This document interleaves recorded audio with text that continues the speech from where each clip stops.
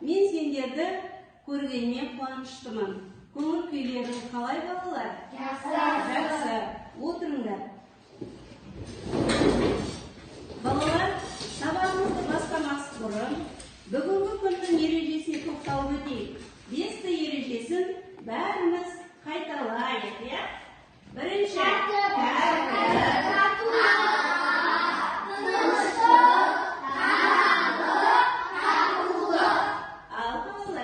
ережені есімізге түсіріп, сыныптың тәртібін сақтап, оқып білуге талаптанып, тыныштықты орнатып, тазалықты сақтап, бүгінгі күнімізді татулықпен өткізейік балалар. Ал енді қазір тыныштық сәті. Дәстүрлі тыныштық сәтіне кезек берейік балалар. Ал аяқ-қолымызды айқастырмай,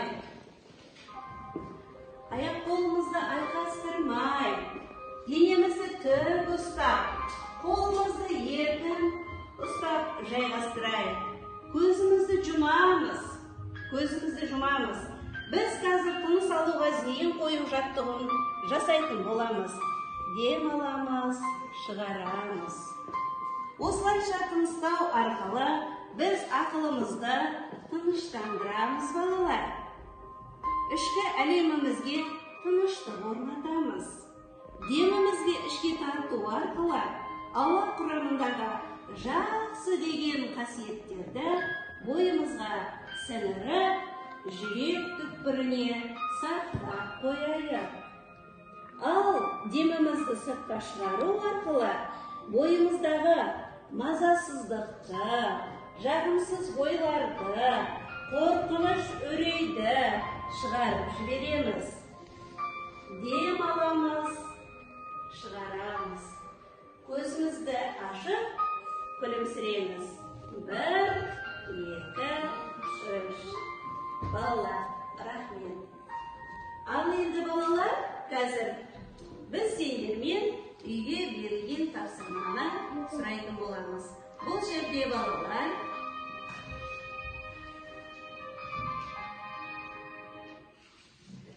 рахым деген мәтінін өтетін боламыз балалар. Әдемі болып отырайықшы, әдемі болып отырамыз. Сағаттың апасы көп жылдардан бері разъезде жұмыс істейді. Олар сол разъездің бойында тұрады. Бір күні алыстағы Астанаға бара жатқан жолаушылар пойызы бұл бекетке аз уақыт тоқтап, әлгіндей ғана жүріп кеткен. Сол кезде аптығып, кемсеңдеп жылаған бір бала Сағат пен апасы отырған бөлмеге жүгіріп келді. Тәте, мен пойыздан қалып қойдым, деді ол көз жасына ие бола алмай. Енді қайтемін, әуелі жылауыңды қой балақай, деді Сағаттың анасы оның басынан сипап. Кел, мына жерге отыра ғой. Атың кім? Ертай. Ал Ертай, пойыздан қалай қалып қойдың? Қай вагонда едің? Үлкендерден кім бар еді қасыңда? Деп асықпай, саспай, бәрін айт, жылама деп, жаңағы балаға не істейді анасы? Жаңағы ойын түсіндіріп жатыр. Енді Ертай өзі тоңып қалыпты. Вагоннан сол жеңіл отырған қалпы жейдешен шығып кетті. Қазір болса күздің қара суығы түсе бастаған кез. Баланың мына жағдайын байқап тұрған Сағат, апа, мен қазір келемін деп асығыс шығып кетті. Баланың мән-жайын қағазға жазып алған разъез кезекшісі Сағаттың апасы. Қазір тиісті жерге хабарлаймын. Келесі пойызбен атаң мен әпкеңді қуып жетесің деп телефонның құлағын көтерді. Осы кезде қолында бір әлдебір заты бар Сағат та келді. Ол телефонмен сөйлесіп жатқан апасының қасына келіп, тықырши күтіп тұрды. Ол кісі босасымен құлағына бірдеме деп сыбырлай бастады. Дұрыс балам, көңілденіп сала берді апасы.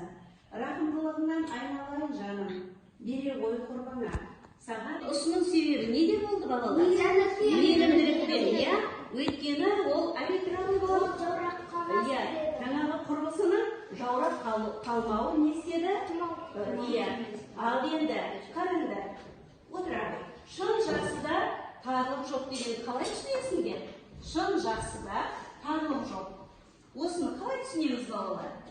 Яғни, айтамын. Ол мейірімді болған, Мейірімді жақсы болғаннан кейін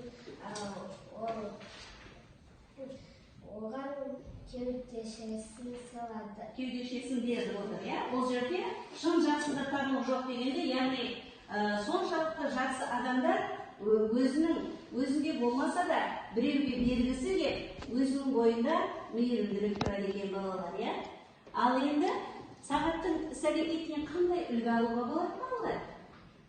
Қандай үлгі алуға болады? Дәл осы іс-әрекетінен қандай үлгі алуға болады? Оның бойындағы, айта қойып болса. Бізде сағат сияқты мейірімді болса, бізді бәрі құрметтейді. Бәрі бізге жақсылық жасайды. Біз оларға жақсылық жасасақ, олар бізді жақсы көреді. Өте тамаша. Ал енді ақкөңілділікті адамның бойында қандай қасиеттермен тең үлгі болады? Өте тамаша. Ниеті адал, көңілі тең болады. Өте жақсы. Ал енді балалар, қазір біз сендерменен бірінші тапсырманы орындайтын боламыз. Бұл жерде ақкөңілділік қасиетін қандай сөздермен сипаттауға болатынын анықтаймыз.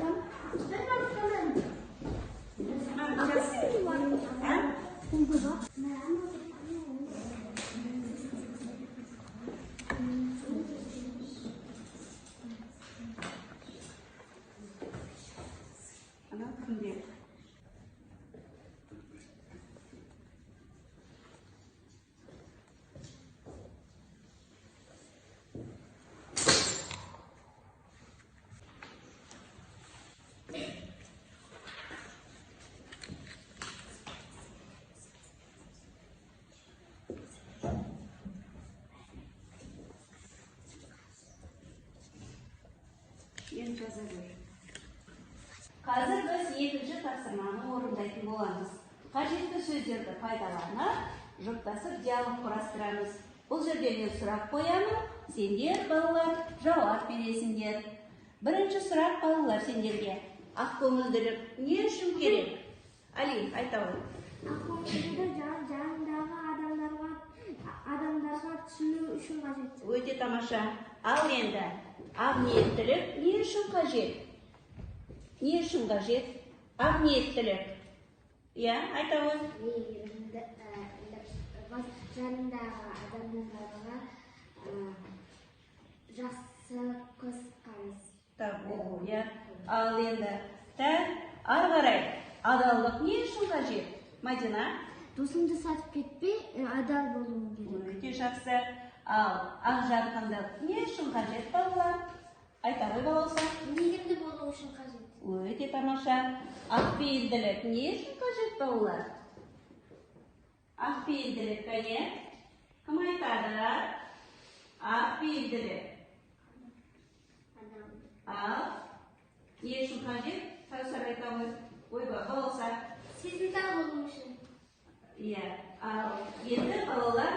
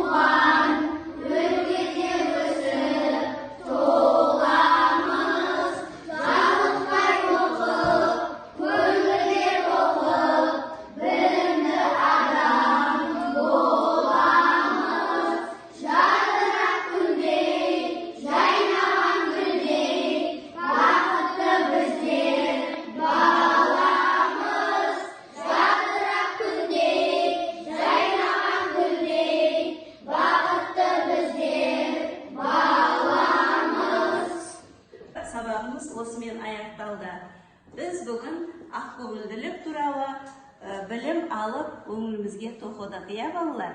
Ал сабақ түсінікті ма? Түсінікті, жақсы әсер алдыңдар ма балалар? Жақсы. Ал енді жаңағы әсер алдыңдар, кәне кім айтады? Ал баласы айта ғой. Сабақтан жақсы әсер алдық. Біз мейірімді, жанашыр, сезімтал, ақкөңіл адам болсақ, бізді бәрі жақсы көреді, жанашыр деп ойлайды, бәрі бізді сыйлайды. Ал тағы кім айтады? Ал Мадина айта ғой. Мен бүгінгі сабақта ақкөңілділік туралы өттік. Ақкөңілділікте мейірімді болуды, адал болуды, біз адал болсақ, адамдарға көмектессек, адамдар бізді жақсы көреді. Біз сонда адамдарға жақсы болып көрінеміз. Ал жаман болып істесек, біз адамдарға жаман болып көрінеміз. Тағы кім айтады? Ал айта ғой. Бүгінгі сабақтың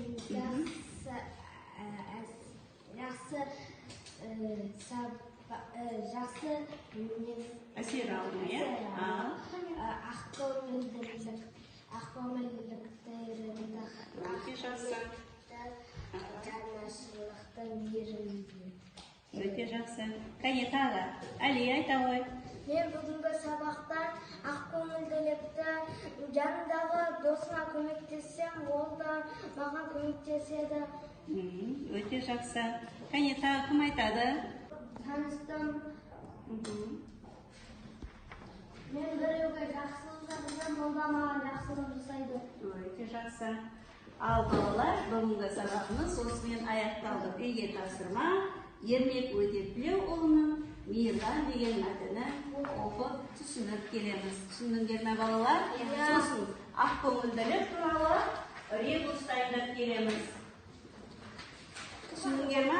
Ақкөңілділік деген неде ребус дайындап келеміз. Қош, сау болыңдар балалар.